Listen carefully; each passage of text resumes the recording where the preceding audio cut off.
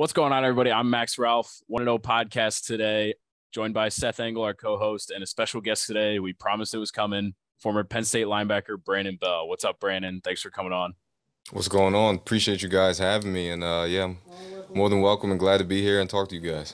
Yeah, appreciate it. So obviously we've been doing some position previews lately. What better time to do our linebacker one than having one of the greats with us, Brandon? Before we get kicked off, some more breaking news. We've done 3 pods in the past 3 days, and every single time there's been breaking news. So it's kind of ridiculous. But today, Penn State landed Jackson Smallick. We talked about it. Seth and I, we talked about it a few days ago. That's a commitment that has been in the process for the last few weeks, came together, and it's a nice pickup. Seth, I don't know if you want to touch on that real quickly before we move into linebacker stuff. Yeah, I mean, despite the fact that the quarterback room is pretty deep right now, I think it's still important just to grab at least one with every class. And Marcus Stokes decommitted. We weren't sure if they were going to pick up another guy. I think Smallick's a really safe quarterback. He doesn't do too much, which is good and bad. But I think once he sits down with Mike Yurcich a little more, they'll work on some stuff and just develop his game. I think it's good all around. Yeah, I agree. I like the pickup.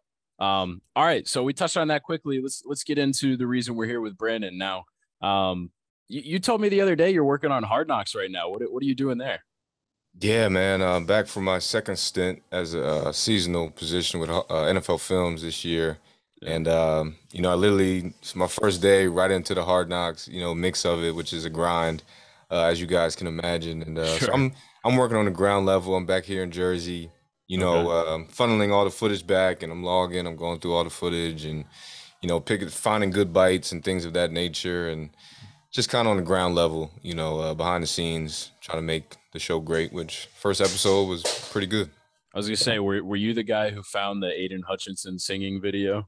No, I didn't. I'm actually glad I didn't, because I didn't see that until the show, and I was dying just like the rest of the world. That was great. That was great. Yeah. How'd you guys like it?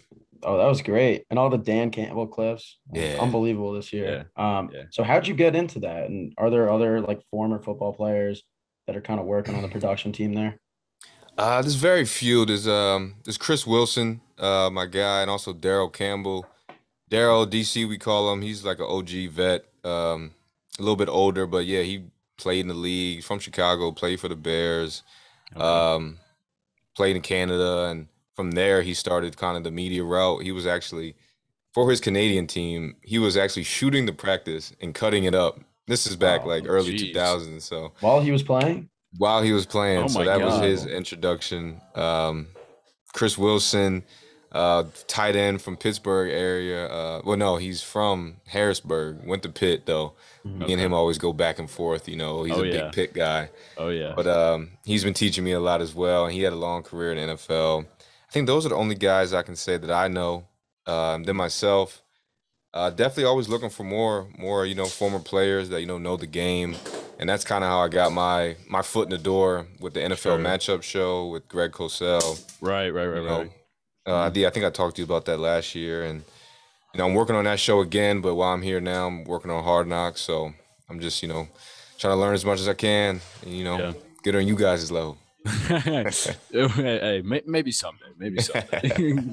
But you did some stuff with the Big Ten too, didn't you? Or yeah. So yeah, I mean that's like a pipeline. Half the current Penn State team is communications majors. The communications, man. That's who get out there and network. I know a guy up at Big Ten, Rob Mitchell is my guy. Met him my dad actually met him. I think it was at the Purdue or Indiana game, and got his card. And my dad talks to everybody, so I was like, oh, okay, cool. And then I finally looked at the card. I was like, oh shoot, and just reached out, and we've been, we just keep in touch kept in touch ever since. Yeah. It's always a networking thing. Mm-hmm. All right, well, let's talk some football. So, obviously, number 11 is a huge thing at Penn State. You obviously wore it. LeVar, Micah, the list goes on. But you didn't start wearing it. You started with 26. So we were kind of interested in asking you about your number, like when you took on that 11, just like what was the story there? Yeah, man. So 11 has always been just my favorite number. And even in high school, I've never had a chance to wear it myself. So, I tried to do it when I first came, and Coach Ron Vanderlinden, old linebacker coach, legendary coach, who coached all those greats, most of Yeah. them at least. He kind of was like, "Oh yeah, nah, not right now. Yeah, don't worry about that. Yeah. You're gonna be number 26." So I'm like, "Okay, whatever." Long story short, Coach Franklin and crew come in, and then we have a good year. I believe that was, yeah, the pinstripe season year. I think 2014. Yeah. And I think in New York, I asked him, going leading into the next year, like, hey, can I switch my number, blah, blah, blah, and kind of say, yeah, we'll talk about it when we get back. Let's focus on the bowl game. And we did that. And long story short, I got the number, and I didn't quite realize the shoes that I was filling. And I'm not sure if you guys were aware of that. Caught some slack from the big OG, LeVar. And that was my first kind of introduction into it. So, I caught some slack, but it was okay. And me and LeVar, we're good now. And he still helps me out. And he's OG. He's in the same media space as well. So, Yeah. What Right. what do you say to you? I could probably find the tweet. It's got to still be there. But someone else, my quote came up that I just like the number 11. Yeah. And someone quote tweeted it, and it blew up a little bit. And LeVar came in and said, "Someone, like school up this young cat, you know what's going on, blah blah blah." And I had to talk with the coaches and the media PR about how to go about it. Yeah. But it was all good. So, well, because you were the first one of the Franklin era to wear it, Yeah. right? So Yeah. was it like, I'm sure he was aware of the importance behind the number, at least in some capacity. So what was that discussion like when you brought it to him? Yeah, I mean, honestly, it wasn't that much of a hassle, at least from my perspective. I asked him, he said, we'll talk about it later, and we did talk about it, and he's like, okay. It wasn't really anything as far as like, you gotta step it up more or anything like that. I think maybe, it was foresight. I was becoming more of a leader on the defense, things of that nature. So maybe from his perspective, I don't know.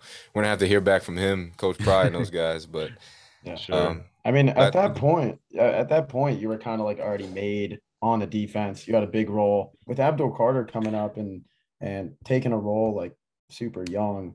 What's it kind of like to be a freshman, just stepping up into training camp, especially when you have that number 11 on your chest? I think that's got to be a tough one.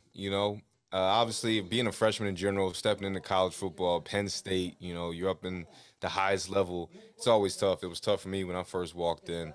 And then with that number on your back, it comes, some more expectations. You got to really show and prove. Now, I don't think that means he has to step in day one and become a starter. We didn't see that with Micah Parsons, and we know the great player he became at Penn State and is still going on to be. So it's still not, it's not a monkey on your back, but definitely when you have that number, when you touch the field, you gotta show and prove. Did you? I know when he like announced that he was getting it. Obviously, everybody knows now, and everybody made a big deal of it when he got it. And Micah reached out to him on Twitter. Did you reach out to him at all? Did you talk with him about wearing that number? No, I can't say I have. Hopefully, I get up there soon and get a chance to check out training camp before the season. If not, I'm sure I'll see him on the sidelines, whatever game I step into, and introduce myself and things like that. I was up there this past summer. Had a chance to squeak by at a camp and talk to a few coaches and whatever players were around. I didn't see him, but I welcome him with open arms. I know I caught slack when I attained that number, so I'm not gonna reciprocate that same energy. It's gonna be, live up to it. He looks good in it. You can't not look good in number 11. I tell you that. So it's a clean number. I like it. It's so clean. Nice. You wear number 1 twice, baby. Come on. Right. There you go. Yeah. So obviously you're a part of a great group of linebackers that come through Penn State's program. Just wondering, do you have like a Mount Rushmore of Penn State linebackers that you would pick? Top 4 all time. All time. I mean, sticking with number 11, you got to go LeVar. I think he didn't put the linebacker U on the map, but he was definitely one of the forefronters for. There were definitely, the Jack Hams of the world and some great linebackers throughout time. But my Mount Rushmore, I'll go LeVar. I'll go Sean Lee. I'm not sure if this is in any order, so don't kill me. No order. Sean Lee. I'll go Navarro. Hmm. One more. Who I'll go? I'll go with. Yeah, I'll go with Marty. I'll go with Big That's a Mike. good one. Yeah. Everything that he stood for outside of even on the field, which he was a bona fide baller as well. Yeah. And then add on everything he means for Penn State, meant for Penn State. I'll put him in there. Yeah, that's an interesting one. There's like 15 names you can pull from. I mean, we didn't even talk about Puzzlesny and Dan Connor. Like, there's just so many. But that's a good Mount Rushmore. I like it. Well, okay, so let's move into the current room a little bit. We'll talk a little bit more preview things here, since that's what we've been doing. This year's group is like, it's the question mark of this year's defense, which is weird to say. I mean, it's been who knows how long since Penn State could say that there were some questions at linebacker, especially in the middle. I mean, those guys that left last year, Ellis Brooks, Brandon Smith, they were some horses. So have you gotten a chance to look at the Kobe King, the Tyler Elsdon? Have you gotten a chance to get tabs on where that room's at right now? Slightly, a little bit. Obviously I'm not tapped into all the footage and film to really give a breakdown of guys, but it's definitely, as you said, the one position that no matter what, throughout the years, I'm going to pay attention to the most at Penn State, even as more far removed as I get.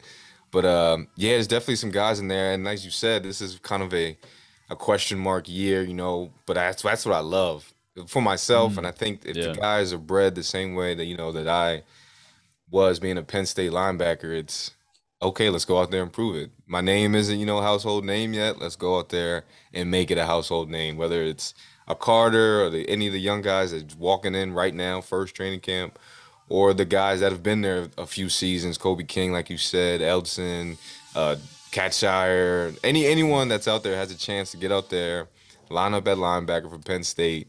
You got to love it. The lights are on you. Everybody's looking at you, as you said. Go out there and prove it. And I think they will. I had the ultimate confidence. Right. Also in a different system this year too. Have you gotten the chance to talk to Manny Diaz at all? Slightly. That time I got up there, introduced myself, got a chance to meet him, and he was familiar with who I was, and chopped it up slightly. He was working at camp, but definitely seems like a great hire. With the chance to meet him, checking his character a little bit, seeing his personality. Seeing the way the linebackers, some of the guys interact with him, I loved it. So didn't quite get a chance to talk scheme exactly. I asked him a few questions, but let's just say I liked all the answers that he gave me. Fair enough. I mean, not scheme wise, but how does he compare to Brent Pry? Off the field mannerism, whatever. Because there's been a lot of talk that like there's more similarities between them than there are differences. Exactly. I would concur with that. Obviously, I met him in a brief meeting, but I could say that very welcoming. Like I said, first time meeting him. Obviously, I know who he is. Wasn't quite sure, going the opposite direction. But regardless, he chopped it up with me quickly, and I gave him my blessings as far as best of luck. And, I think he'll go out there and he'll bring his same tenacity that we're accustomed to seeing him in other uniforms here to Penn State, and what else could you ask for as a defensive coordinator? Right. Yeah. I don't think he's bringing a new turnover chain to Penn State. That was interesting. So somebody asked him at Penn State's media day last week, and he said he doesn't think it fits necessarily. So yeah. After Miami did it the first time, every other team and their freaking cousin sister school did it. So I think that's done. Yeah, everywhere. I think it's overplayed, honestly. Yeah. I mean, they still have the Long Boys. Yeah, I think that's different though. Yeah. It's I don't know. It's less of a prop than it is like I don't know. Yeah. But we were talking before the pod, before you hopped on, like we were talking about your career as a freshman. You were named All Big Ten freshman. You played a lot, and obviously Abdul Carter, Keon Wiley is another name who is in that middle linebacker spot. And we don't know who's going to start necessarily, but those are two guys who are probably going to see the field at some point. When you're going through training camp, when you're going through like season prep as a true freshman, what's one thing that you learned from playing so much that year that you wish you would have known before the season started? See, that's the kind of opportunity cost question that comes up between, you know, a red shirt versus getting out there and getting that much as experience as you can. And that's something I battled with, you know, after my freshman year. You know, I wish I kind of could have redshirted, but then you can't equate that experience to anything. So just getting out there and being on the field and feeling the speed difference, you know, coming from high school, you go through training camp and everything, but that's against your own players, you know, so it's not the ultimate game, you know, speed, violence, everything that comes with it. So when you get on the field and that team in red is trying to, you know, take your head off, you got to get accustomed to that one way or another, whether it's special teams, defense, you know, whatever it is. I think that's the one thing that you learn that no coach can tell you, no player can give you advice on. So that's the part that I love the most, and you can't equate it to anything. So experience is the best teacher. The interesting thing there is with the redshirt rules changing, you know, you can play 4 games. And Kobe King, who we've mentioned, he played in 4 games last year, and so that's a bit of an edge for them. Yeah, definitely an edge for him. You know, hopefully he soaked everything in as much as he could and can translate it back into this season and just produce. And whether he's fighting for a job, starting position, time on the field, as you know, everybody wants to be. So that'll fare well for him and ultimately the defense. Yeah, I think, you know, when we, as outsiders, me and Seth, when we look at the field of linebackers, I think Elsdon and King are obviously the starters. They've been the open battle here, but I kind of like Kobe to be the guy long term. Elsdon's got a little more experience, but I kind of like Kobe to be the guy long term. I mean, I talked with him for a while at Penn State Media Day. He's freaking huge, man. He's massive. Yeah, dude, his biceps are like as big as my head. It's ridiculous. But yeah, I think I like them. And then, you know, Abdul, I don't know if you've gotten a chance to talk to him at all, Brandon, but he was getting as much hype from the coaching staff this spring before he even enrolled as anyone. So, you know, I think they're going to be happy with him. And Keon Wiley, who I mentioned, we expected him to play some outside linebacker at Penn State, and James Franklin said that he was going to play middle linebacker last week. So it's an interesting group, like unproven, but when you look at the Keon Wileys, the Abdul Carters, the Kobe Kings, like the Tyler Elsdon, there's potential. Right. So it's go ahead, Seth. It's just a big Philly group too. I mean, Carter and Wiley both from Philly, and then Tyreese Mills, who was brought up from Lackawanna as a DB, he was practicing with the linebackers. Really? Yeah. And he's also a Philly guy. Went to Northeast. So I mean, there's just like a bunch of Philly guys coming up in that linebacker room. It's pretty interesting. Yeah, it's abundance of talent. At the end of the day, when you got talent, you got something to work with. So it is a question mark based off experience, but I don't think too many guys are where, you know, those guys that get out there and start playing football just like they've done their whole life. So I'm confident in them, and we'll see. Yeah. Yeah. And then another guy, John Sutherland, who played DB for the longest time, is now moving over to Sam. I think he might be the only one that was there when I was. Yeah. Isn't that's crazy? Like 6 years. It's just like, it's crazy that dudes can stay in college for 6 years now. Yeah. Well, you know, the COVID happened. That is a whole new territory. Getting that year was pretty much just like expunged or an addition. So stay as long as you can, as everyone says. Yeah, dude. I'm going into my junior year and I'm already feeling that. So, and I don't even play football. So, you know. Well, yeah, that's the term in general. School, parents' house, stay as long as you can. Oh yeah. I guess we haven't even talked about him yet, but Curtis Jacobs. I mean, you know him at all?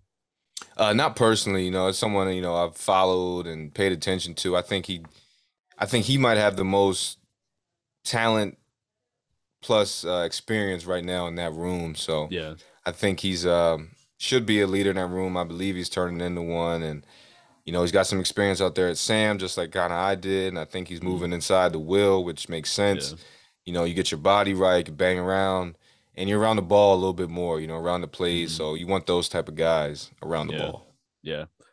We talked about him pretty at length earlier. I don't think he's getting the hype he deserves out there.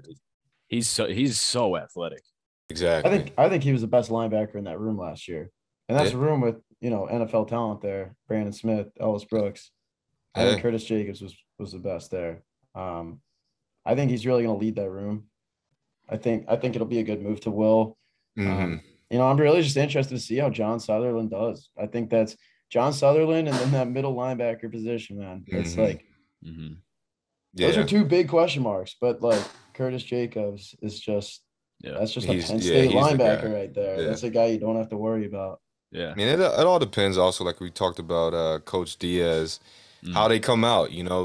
College football is different from when I was there, so it might not be the traditional 3 linebackers on the field. Right. And depending on the talent and what they see, what they have, it could be all types of body types and positions, places that we might not be accustomed to seeing. As you said, the Keon Wiley kid was more of a D and edge rusher. He's playing middle linebacker, so who knows?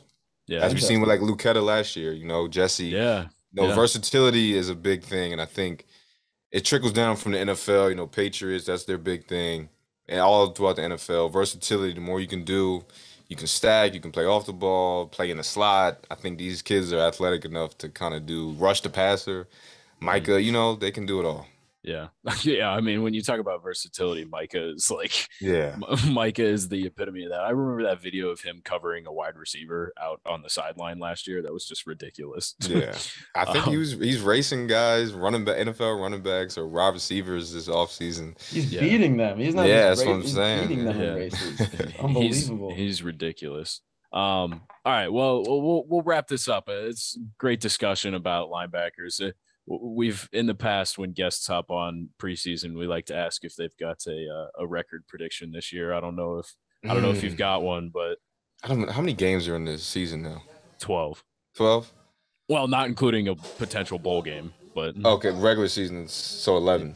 Still 11. No, it's 12. It has 12. The potential to be 13. Okay. I'll say we got. It depends. Well, actually, week 1 is Purdue, correct? Yeah. Cancel, and that's away. Yeah, that's gonna be a good one. That'll be a good precursor. Obviously, going down to Auburn will be another good precursor. I'll say this: we go down, we win those first 3 because Auburn is week 3. Yes, I believe so. Either 3 or 4, but I think it's 3. Yeah, I'll give us. I'm going Big Ten champs. I'll say that. I'll say Big Ten champs. I don't know what the record will look like because it depends how everything shakes out. Oh yeah, but we're getting back. We're getting back to getting back to Indy. Getting back to Indy, and we'll see how it shakes once we get there. I like it. Ohio State is tough this year, man. Oh, always. That offense is crazy. But all right. Bold. I think that's a bold prediction, but I like it. Hey man, like you said, when the question marks are in the air, you can either sink or you can, swim to glory, and I don't think we're going to sink. We've had some years we've been floating around, but I think it's time to rise up, and I think we will. The confidence got to be there. The confidence got to be from the fans. Yeah. The players got to have it to make it happen. Yeah, absolutely. Brandon, we appreciate your time, man. No problem. Thank you, guys. Thanks for watching, everybody. Keep tracking with us. We'll I'm not sure what position we're doing next, but we'll be back in a couple of days. Want to Know podcast. Follow along with us online at collegian.psu.edu and on Twitter at Want to Know Pod and at PSU Footblog. Peace out.